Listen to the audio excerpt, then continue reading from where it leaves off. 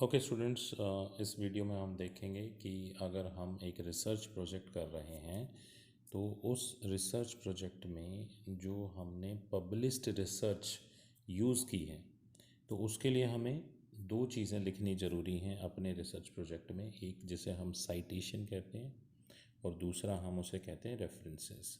Citation क्या होती है कि जिस सपोज़ आप कस्टमर रिटेंशन पे काम कर रहे हैं तो कस्टमर रिटेंशन के बारे में आपने जो भी लिखा अपने रिव्यू ऑफ लिटरेचर में, तो आपको क्या करना होगा, उस ऑथर को क्रेडिट देना होगा जिसने कस्टमर रिटेंशन पे काम किया है और आपने जिसके थॉट्स को अपनी रिसर्च प्रोजेक्ट में शामिल किया है। तो जब आप अपना एक्चुअल डॉक्यूमेंट लिख रहे हैं रिसर्च प्रोजेक्ट का, तब आप यूज़ करोगे साइटेशन। सपोज़ आपने कस्टमर रिटेंशन की डेफिनेशन कहीं से ली, लिखा हुआ है कि customer retention simply means retaining the customer for long term. अब ये जो थॉट्स जिसने भी कहे हैं आपको उसको इसका क्रेडिट देना पड़ेगा, उसको हम साइटेशन कहते हैं।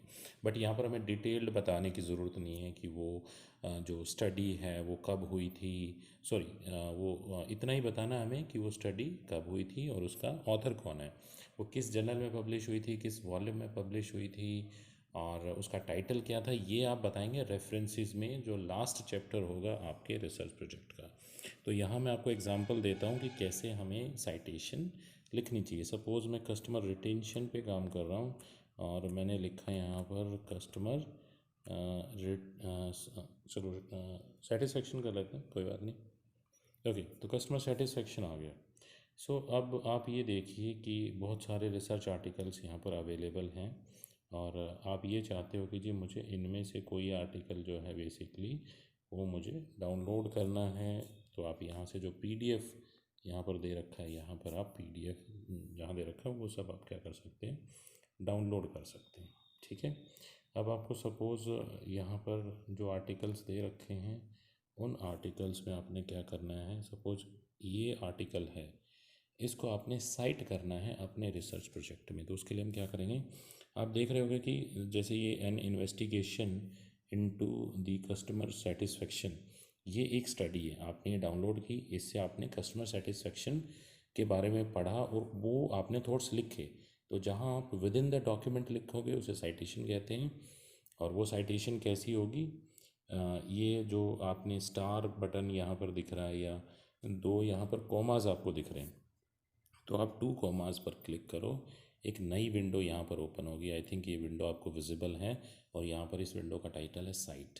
तो आप साइट कर सकते हो उस ऑथर का वर्क जिसने कस्टमर सेटिस्फेक्शन यानी कि चर्चिल और गिलबर्ट या फिर जो दूसरा ऑथर उसने जो कहा है वो आप साइट कर सकते हो। तो वो साइट कैसे होगा, बेसिकली मैक्सिमम टाइम्स हम एपीए फॉर्मेट जो है, एपीए फॉर्मेट को यूज़ करते हैं। तो आप इस पूरी यहाँ पर इस सेक्शन को कॉपी करके आप अपने रेफरेंसेस में लिख सकते हो, क्योंकि ये रेफरेंसेस में लिखा जाएगा, रेफरेंसेस में, साइटेशन में नहीं, रेफरेंसेस में ये लिखा जाएगा कि आपने चर्चिल की स्टडी को यूज़ किया है।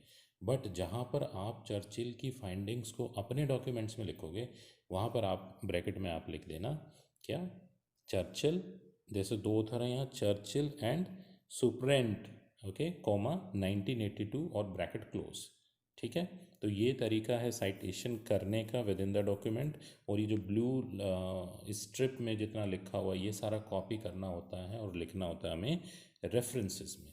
तो ये रेफरेंसेस लिखने का एक तरीका है और साइटेशन लिखने का एक मैं इजी तरीका और आपको बताता हूँ गूगल स्कॉलर के अलावा। फिर से अगर आप एक बार देखो, यहाँ से मैं कट कर रहा हूँ तो मैंने कहाँ से गया, ये जो यहाँ पर स्टार और ये कोमाज है यहाँ पर मैंने क्लिक किया और मैंने क्या किया, ये जो नई विंडो ओपन हुई इससे मैंने अपनी रेफरेंसेस लिखी। तो रेफरेंसेस आप ऐसे लिख सकते हो। और एक बात का ध्यान रखो, डॉक्यूमेंट में जितने ऑथर्स को आपने साइट किया है वो सारे ऑथर्स को आपने अपने इसी डॉक्यूमेंट के रेफरेंसेस वाले चैप्टर में अल्फ़ाबेटिकली, मतलब एक रेफरेंस आपने लिखा और उस रेफरेंस को दूसरी रेफरेंस के कंपैरिजन में अल्फ़ाबेटिकली आपने अरेंज किया, सीक्वेंस किया। तो ये चीज़ें करनी ज़रूरी है। तो इस यहाँ तक हमने देखा कि रेफरेंसेस कैसे लिख सकते हैं। और साइटेशन में जैसे मैंने बताया कि आप दो ऑथर हैं तो आप उनके सरनेम और लाइक चर्चिल एंड सुपनेंट कॉमा 1982 लिख के आप इसको कर सकते हो। तो APA मैं APA के अकॉर्डिंग आपको बता रहा हूँ। जनरली हम APA यूज़ करते हैं, बट अगर आप अपनी रिसर्च को किसी दूसरे जर्नल में पब्लिश करोगे तो वहाँ पर लिखा होता है कि वो MLA में करना है या किस में करना है, ठीक है। तो ये इम्पॉर्टेंट है। अब मैं एक नई साइट आपको बताता हूँ, आप उस साइट पे जाना।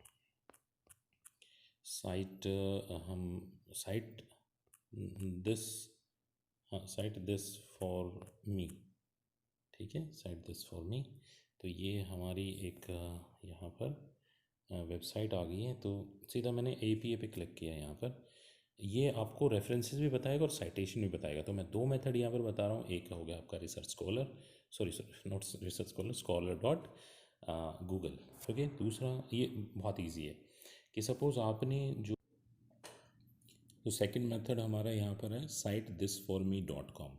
तो अब आपको क्या करना है कि आपको साइटेशन लिखना है विद इन द डॉक्यूमेंट, कि लाइक आप अपना रिव्यू ऑफ लिटरेचर लिख रहे हैं, वहाँ पर एक डेफिनेशन या किसी के थॉट्स आप लिख रहे हो and you want to give the credit to the author. तो आप क्या कर सकते हो कि आप सपोज़ वो किसी जर्नल का आर्टिकल है, तो you just click on this journal, okay. So आप यहाँ पर सर्च करो कि आप जो इसमें देखना चाह रहे थे कस्टमर सेटिस्फेक्शन का आर्टिकल, तो आप कस्टमर सेटिस्फेक्शन इसमें लिखो और उसे सर्च करके देखो यहाँ पर। या फिर जो डायरेक्ट आपको URL पता है अपने किसी ऑलरेडी डाउनलोडेड आर्टिकल का, तो वो इसमें पेस्ट करो। तो सपोज़ आपका आर्टिकल ये फर्स्ट नंबर पे है और ये सेकंड नंबर पे है या थर्ड पे, तो आप वहाँ से साइट बटन पे क्लिक कर दें, ठीक है। तो सपोज़ आपका जो आर्टिकल है जिसको आप साइट करना चाहते हो, जिस आर्टिकल से आपने व्यूज़ लिए हैं अपने रिसर्च प्रोजेक्ट में और विद इन द डॉक्यूमेंट आप उसे साइट करना चाहते हो, तो आप साइट बटन पर क्लिक करो। अब वो आपको बताएगा कि आपको उसे क्या क्या मिला है इस साइटेशन के रिगार्डिंग। आप इसे कंटिन्यू कर दो, ठीक है ना। और कंटिन्यू करने के बाद आप देखो कि वो एक दो पेजेस और मांगेगा, आप उसमें भी आगे कंप्लीट साइटेशन पे क्लिक करो। अब देखो यहाँ पर ग्रीन में लिखा आ गया कि साइटेशन सक्सेसफुली क्रिएटेड। तो आप ये देखो आपकी बिब्लियोग्राफी इस एक जो आपने आर्टिकल जो उसमें आपने सर्च किया है उस आर्टिकल के बारे में यहाँ पर कुछ लिखा हुआ है। तो आप देखो थोड़ा सा अगर आप जूम करके देखोगे तो एक पे लिखा हुआ है इन टेक्स्ट डॉक्टर के वनीता 2012, ठीक है। तो ये थोड़ा सा गलत है यहाँ पर, तो आप डॉक्टर के को आप हटा देना। जब आप टेक्स्ट में लिखो तो वनीता 2012 ये आप लिख सकते हो विद इन द डॉक्यूमेंट। जब आप साइटेशन करते हो कि कस्टमर रिलेशनशिप मैनेजमेंट क्या होता है वो एक्सप्लेन किया मिस वनीता ने, और अब आप चाहते हो कि उनका नाम वहाँ पर आए, तो आप क्या लिखोगे वनीता 2012 और ब्रैकेट में उसे क्लोज कर दोगे, ठीक है।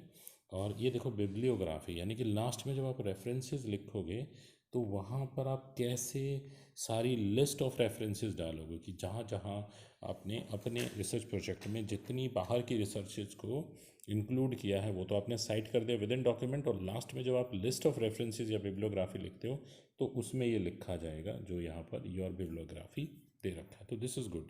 तो आप यहाँ से कॉपी करके वहाँ पर जा सकते हो। जैसे यहाँ पर लिखा हुआ copy bibliography, copy bibliography citation and copy in text citation. तो टेक्स्ट साइटेशन आप वहाँ करोगे जब विद इन द डॉक्यूमेंट आप कोई किसी चीज़ को साइट कर रहे हो, और उस साइटेशन को फिर फाइनली आप रेफरेंसेस में ऐसे ब्रॉड वे में लिखोगे जहाँ पर ये योर बिब्लियोग्राफी लिखा हुआ है। तो आई होप आपको ये थोड़ा समझ आया होगा। तो दो चीज़ें ज़रूरी हैं, one citation with in the document and finally कि जो जो आपने साइट किया है अपने डॉक्यूमेंट में आप उन सब का प्रॉपर रेफरेंसेस लिखोगे, कंप्लीट रेफरेंसेस लिखोगे। जैसे इस कंप्लीट रेफरेंसेस में क्या है, doctor Vanita dot 2012 customer relationship management on customer satisfaction. तो ये टाइटल ऑफ द स्टडी है, international journal of scientific research, ये जर्नल का नाम है, थर्ड वॉल्यूम है, फोर्थ नंबर है, 1 to 3 पेजेस पे ये आर्टिकल है, और इसका डिजिटल ऑब्जेक्ट आइडेंटिफायर नंबर आपको दे रखा है 10.15373। तो ये आपकी कंप्लीट रेफरेंसेस होगी। तो जब भी आप अपना रिसर्च प्रोजेक्ट लिखो साइटेशन करना बहुत ज़रूरी है, और उन साइटेशंस जितनी भी साइटेशन की है उनकी एक लिस्ट लास्ट में डॉक्यूमेंट में आपने लगानी है, जिनको हम बिब्लियोग्राफी या रेफरेंसेस करते हैं। तो इसमें बड़ी अच्छी बात क्या है कि जैसे आपको सपोज़ स्टाइल चूज़ करना है साइटेशन का, यहाँ पर ऑलरेडी मैंने साइटेशन का स्टाइल चूज़ कर रखा है APA। अगर आपकी रिक्वायरमेंट किसी और स्टाइल की है तो वो भी आप कर सकते हो। यहाँ पर देखिए APA 6th edition, 7th edition, Chicago, Harvard and all that, ठीक है। तो आप ये जनरली APA 6th और 7th एडिशन ही यूज़ होता है।